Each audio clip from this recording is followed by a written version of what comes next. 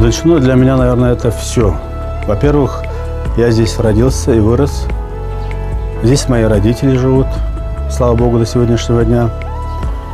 Здесь жили наши предки.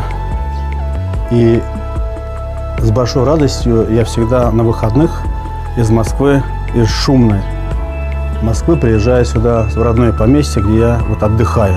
Нахожу место для уединения, природа, дети и я сам. И это место то, где я отдыхаю от души и для души.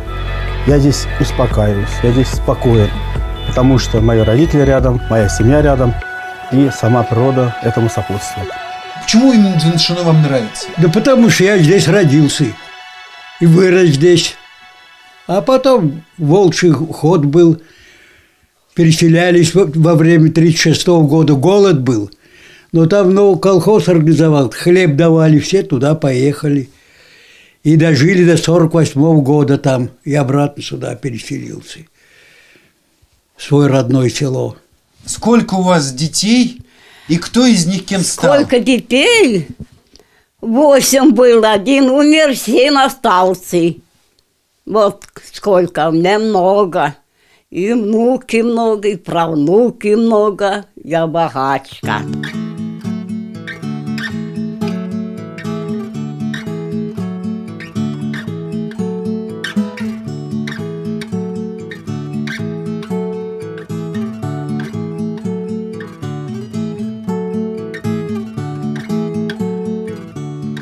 Мордва переехали сюда с Инсарского уезда Мордовии, где или было переполнено население, или какое-то недовольство возникло среди и группа людей, которые нашли это место. Возглавлял, или как определили это явление, Дончин Араев, или Донша, то ли Дончин Араев. По нашим определениям, которые до нас дошли от предков, которые мне рассказывали, он был 1649 года рождения. Поэтому и имени его назвали село Доншино, Даншино, по-всякому трансформировалось. А раньше это село называлось Большой Чимбар. Когда-то до определения уже настоящего названия Доншино назывался Большой Чимбар. Ну, по реке, потому что здесь стоит река Тёмбар. Тёмбар, по-мордовски река.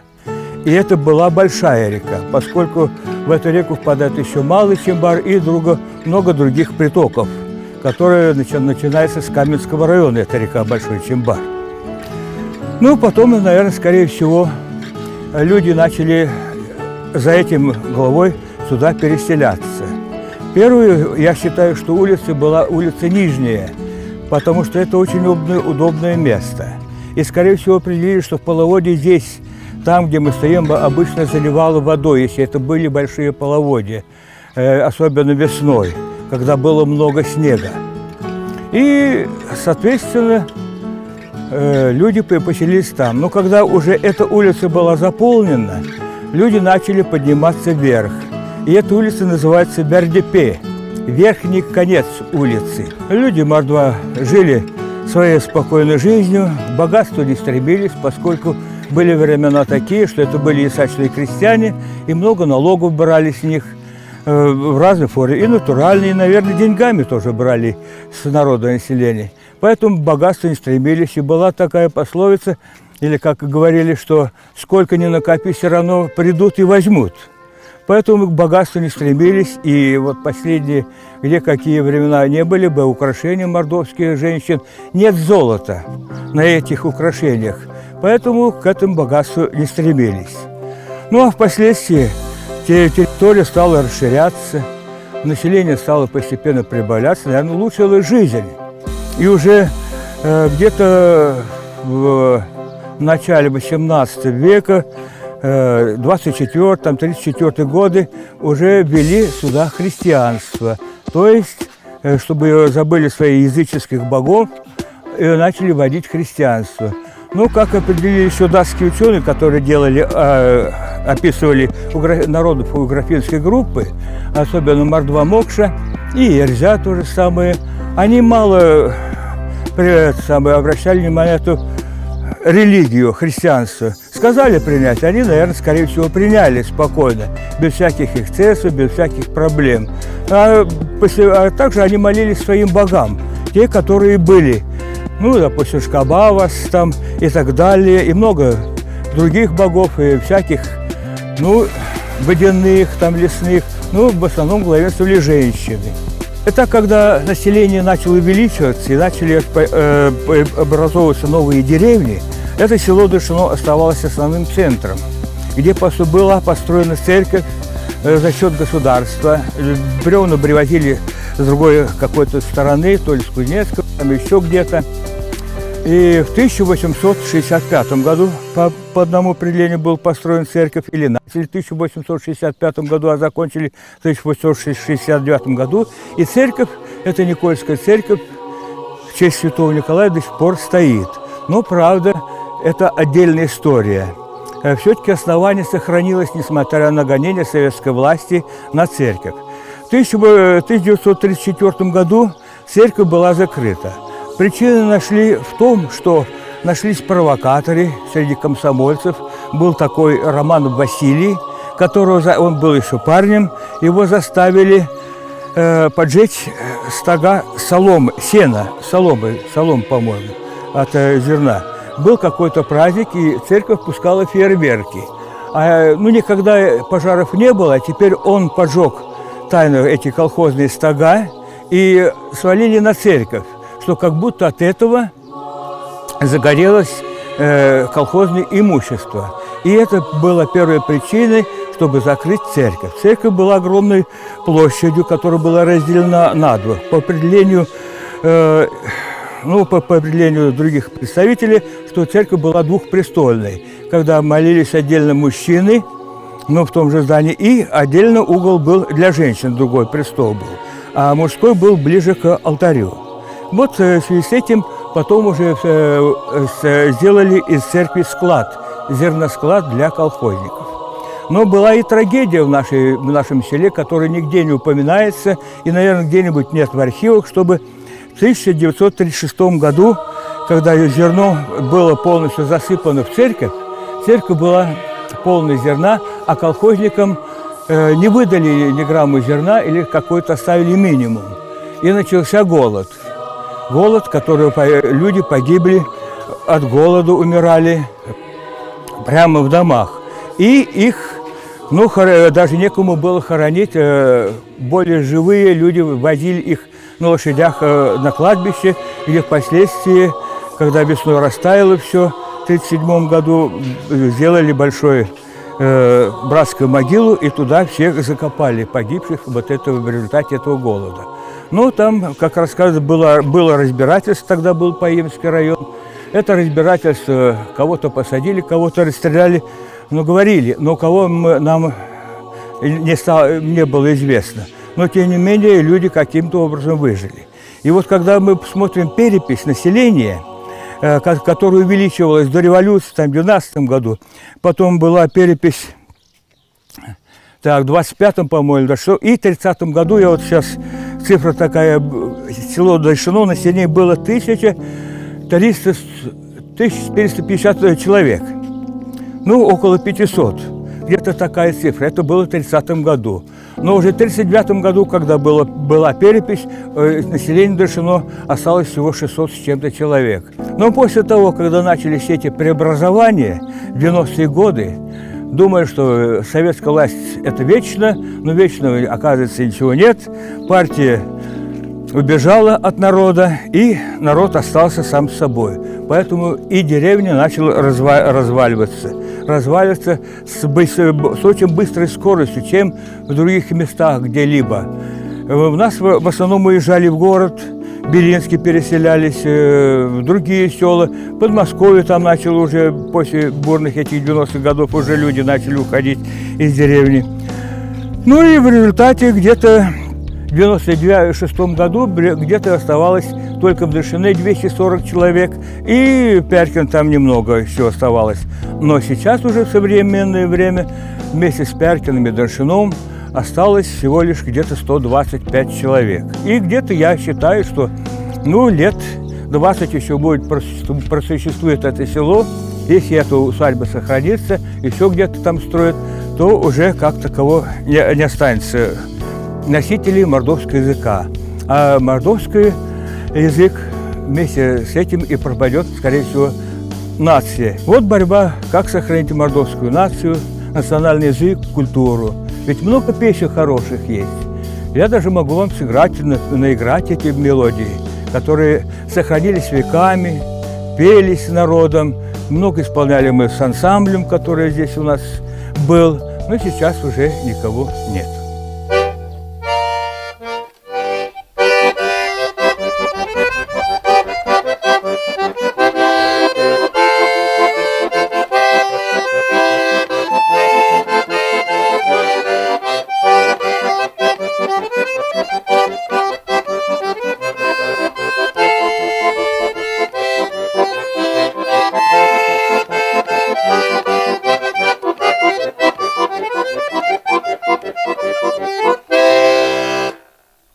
Когда я поступал в МГУ, и в паспортах была национальность, графа национальности, и у меня там был указан мордвин.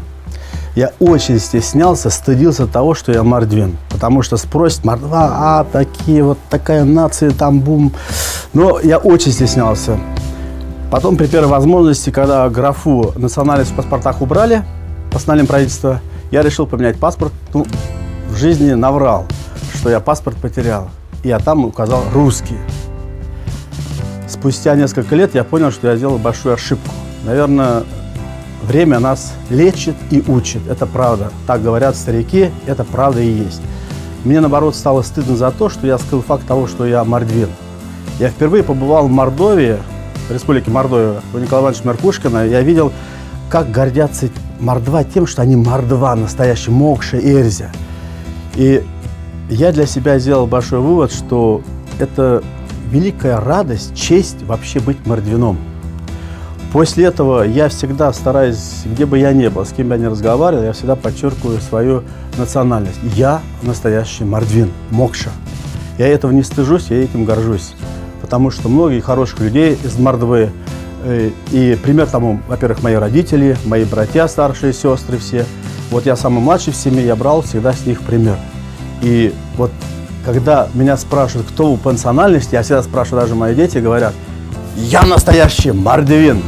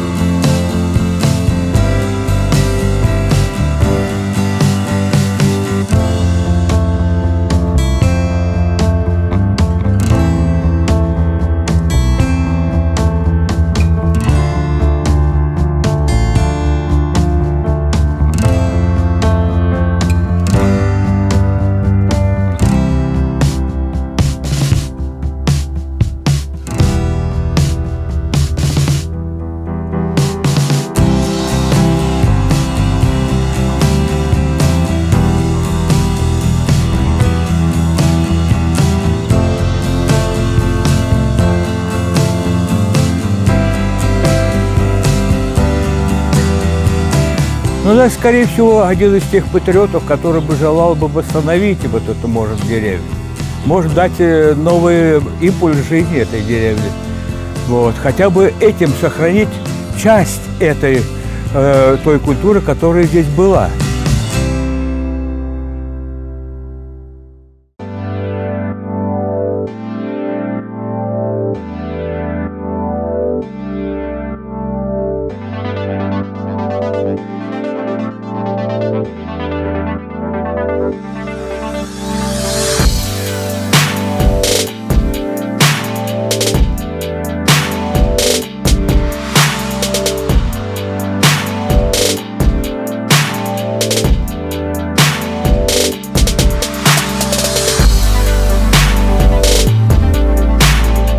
Идея о том, чтобы вернуться в родное село, у меня она появилась не сразу, честно скажу. Я особо не любитель много говорить, обещать. Я стараюсь меньше болтай, больше делай. Вот такого принципа по жизни.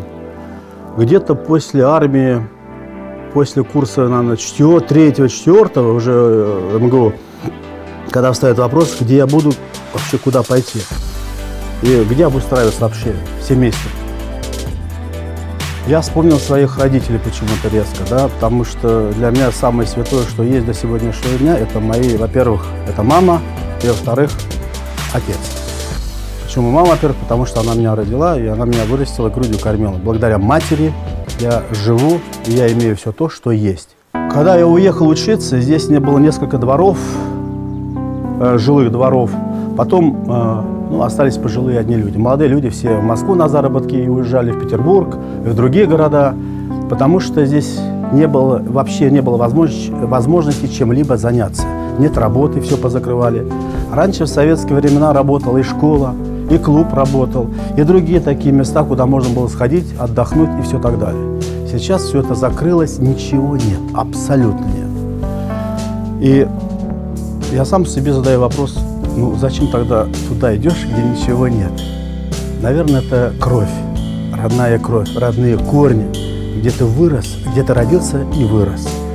Я никогда не могу забыть те годы, которые я еще помню, когда я босиком бегал по росе, по улице, по луже, когда вместе с мамой на речку ходили, когда вместе с мамой коров мы доели, когда я в школу ходил вместе со своими друзьями.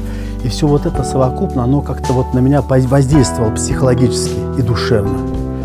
Я тогда решил, давай-ка я попробую построить здесь именно для того, чтобы сохранить родное гнездо, родовое гнездо, да, я решил напротив родительского дома, вместо дома дедушки, построить с разрешения отца этот дом, первый мой дом.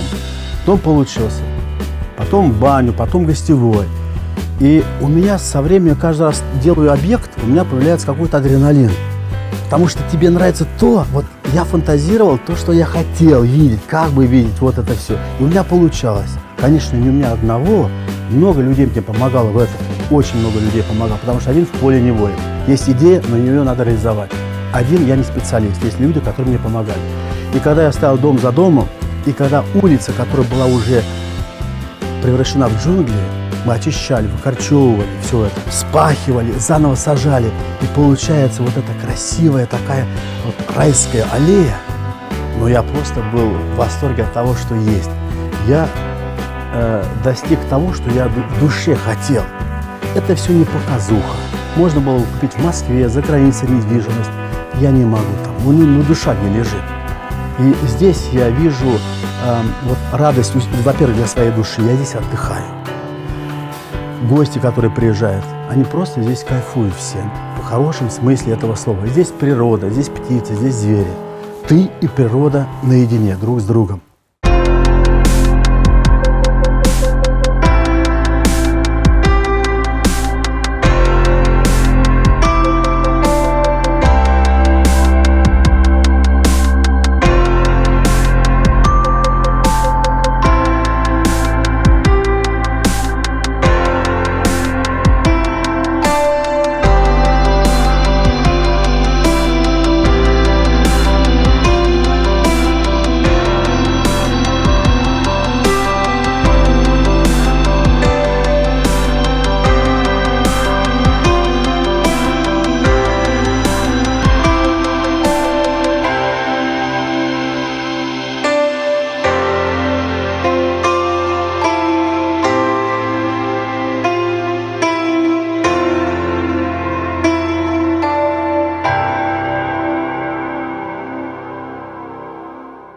Для меня самое главное – это помогать ребятишкам, вот, которые подрастающее поколение, с тем, чтобы оберечь их от вредных, пагубных таких моментов, да, явлений.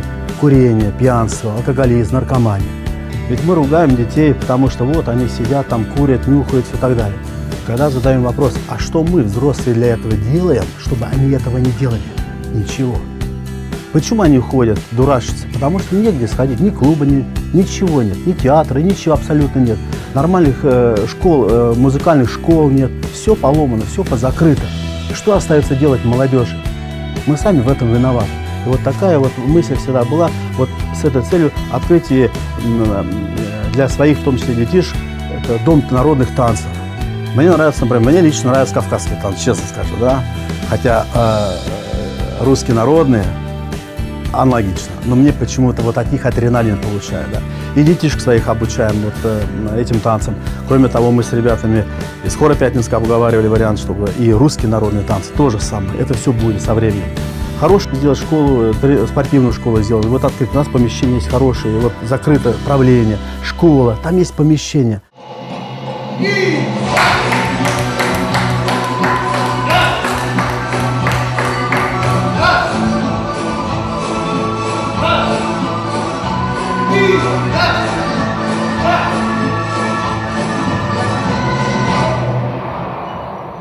Я работал в ансамбле «Лезгинка», академический коллектив. Это у нас в Дагестане считается как один из лучших коллективов.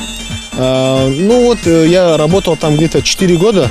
И по завершению думал, ну, изменить свою жизнь, как бы. Хотел изменить свою жизнь, как бы попробовать себя в роли педагога.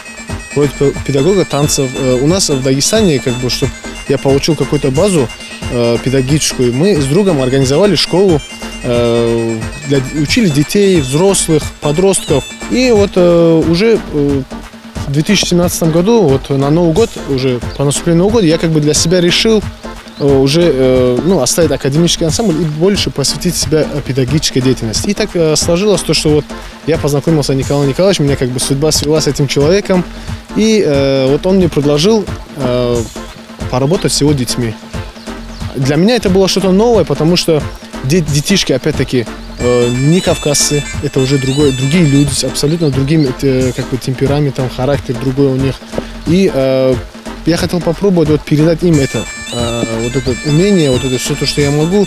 И, ну, не скажу то, что прям вот 100% все получается, но я стараюсь, и детишки тоже стараются, потеем вместе, как говорится, и вот делаем. И вот таким-то образом я попал вот в это вот прекрасное место, за что хотелось бы выразить тоже большую благодарность Николаю Николаевичу Пиксину за то, что он предоставил мне такую возможность поработать здесь, проявить себя и увидеть это все прекрасное, вот эту всю красоту, как вы сами наблюдаете, наверное, да?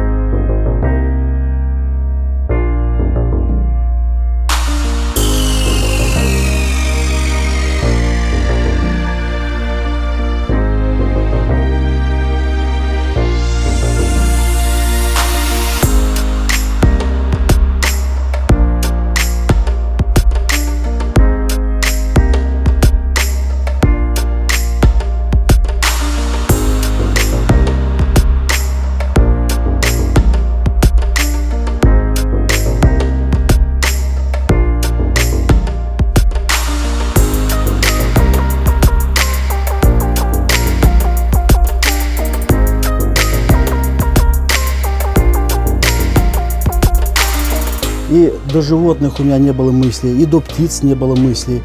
Вот построить свой дом, гостевой для гостей, и вот сохранить родительское гнездо. Но потом, когда увидел, что пустуют поля, целый участок, несколько гектаров, да, можно их окультурить, туда выпустить животных, вместо болот сделать пруд красивый, туда выпустить черных и белых лебедей, с тем, чтобы ребятишки ходили, знакомились с природой, фауной. Вот это рождалась спонтанно вся эта идея. И сегодня, например, приезжают несколько детишек, из школ приезжают экскурсии. Мне это очень нравится. Я с интересом, с уважением к ним отношусь, потому что я сам когда-то был таким. И никогда в жизни, наверное, не видел верблюдов, зубров тем более, или черных лебедей. Но когда вот я вижу глазами детишек то, что как они любуются, у них искринка появляется, или, например, из местного коррекционного дома, вот я их назову моими маленькими друзьями, когда приходят они сюда и смотрят, наблюдают, улыбаются, чувствуется радость в их лицах, в глазах. И для меня это большая честь. Вот честно скажу, вот, если тебе одному хорошо, как-то это не очень, да. Но если ты делаешь хотя бы какую-то минимальную радость человек 15-20 детишкам, когда ты видишь улыбки в их глазах, вот ты себе достойно скажи, ты день прожил не зря.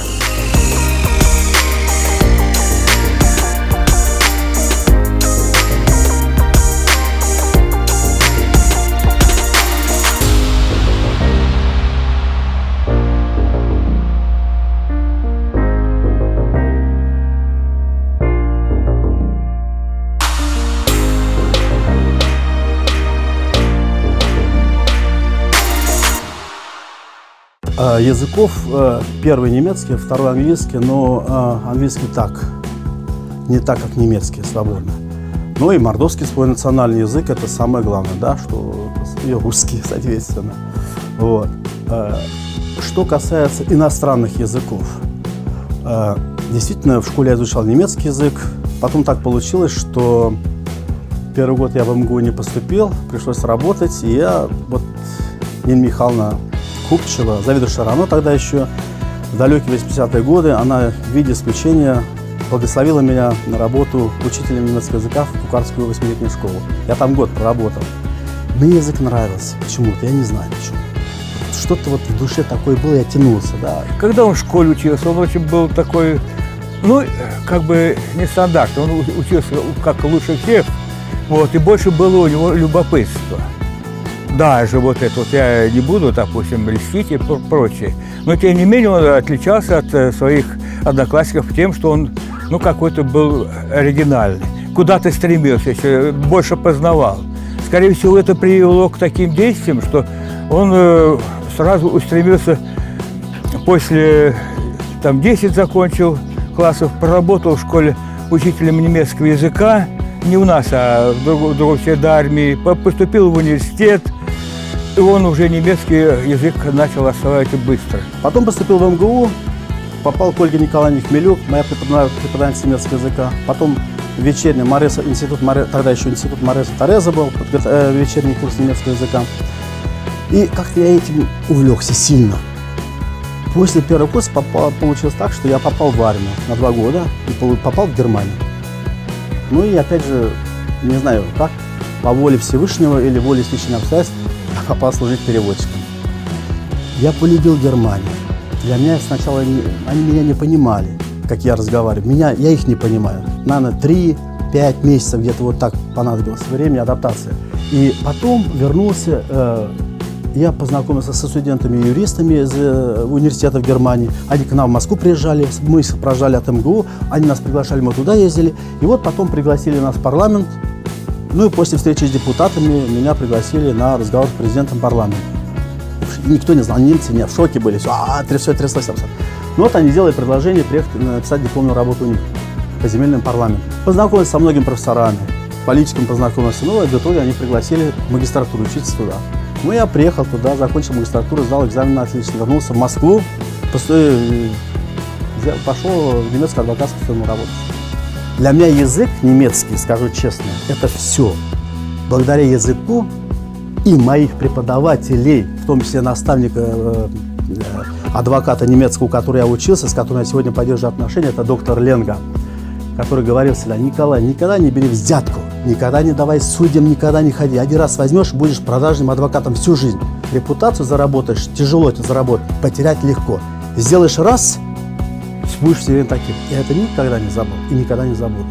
И вот благодаря языку я потел, я бледнел, я не досыпался, высыпался, времени не хватало все это, но всегда внутри какое-то чувство было, что рано или поздно вот это аукнется. И вот реально, я всегда говорю, кто-то как стрекоза муравей, кто-то сначала пел и играл, а кто-то трудился. А я сейчас отработал свое, вот, отучился, а теперь я пользуюсь плодами своими тех, что я достиг того. И строить, и помогать, и созидать, и дальше работать.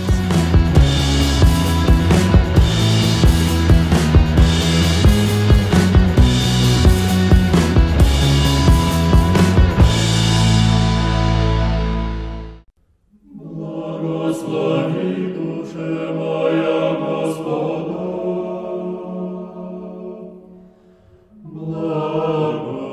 Покойная бабушка по материнской линии была очень верующий человек.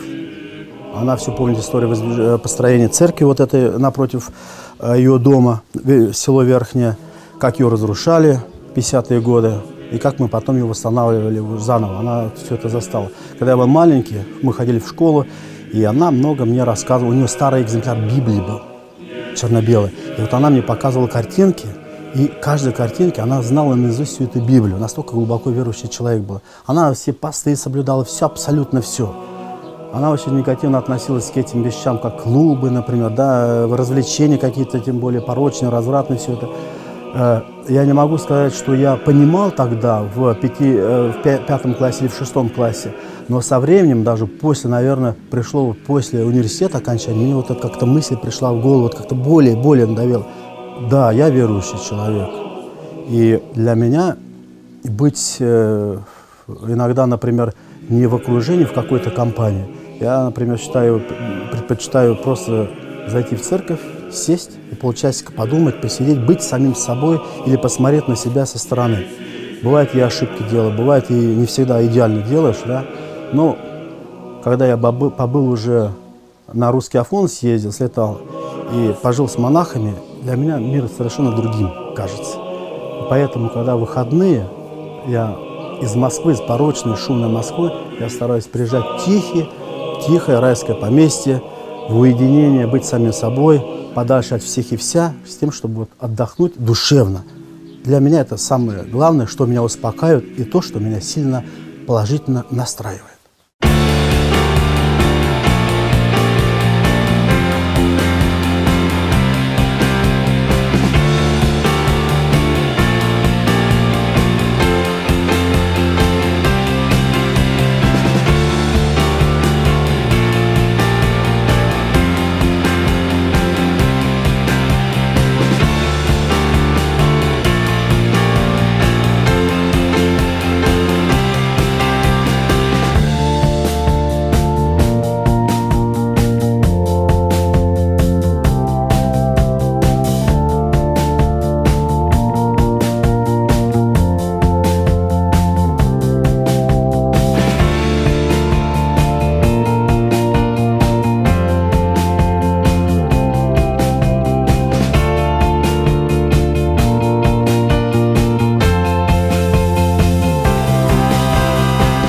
Многие мои друзья, знакомые всегда задавали вопрос: зачем тебе это все нужно? Купи себе на Рублевке, построй, живи там, припеваючи, элита, все так далее. Или там за границей. Была возможность, когда я учился в Германии, можно купить в Швейцарии, Германии, но это не мое. Честно скажу, не потому, что вот надо что-то сказать, но не мое. И работать я предлагали там оставаться, не мое. Там скучно. Там учиться, получить образование шикарнейшее, западноевропейское, отлично. Но вот работать как-то все вяло, скучно. Почему скучно? Потому что ты знаешь, с утра одно и до вечера вот все, программа каждый день. Здесь же, в России, ты не знаешь, что будет утром. Вот такая боевая готовность, как в армии. Когда мой комбат всегда говорил: делай шаг вперед, думай 2 шага назад. Быть всегда готов на дисциплине. Вот у него такая дисциплина, и здесь то же самое. Ты всегда как-то на стреме, выражаясь таким народным языком, как дежурная аптека. И это, наоборот, как тебя загружает больше, делать, работать и все так далее. Интереснее становится.